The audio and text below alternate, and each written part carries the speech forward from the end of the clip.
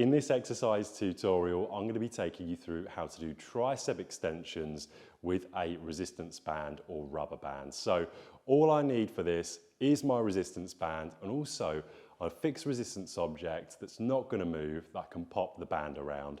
So I want to find something nice and tall. I'm using the pull-up bars here of a squat rack, and then I've got this band completely in line with both sides, nice and even. So I've not got one side that's lower than the other. In that position, what I can do is two variations of the tricep extension. I can bring my feet hip width apart, stand pretty much underneath. This is just in front of my body. I can come down into a position where my elbows are into my body and extend from that tricep, trying to keep the shoulders as straight as possible. Or what I can do is I can do a variation where I do a little bit of a forward lean. I take a step back, a little bit further away now.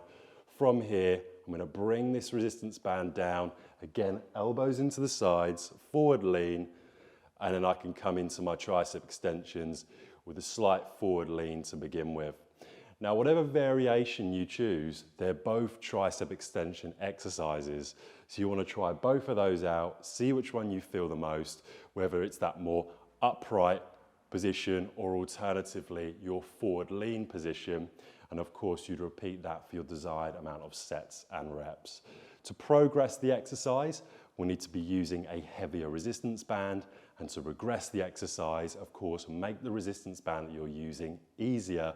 Or alternatively, what you can do is you can try and pick something that's not as high, because that's going to take off some tension when you do the exercise. That's how to do a tricep extension with a rubber band or resistance band.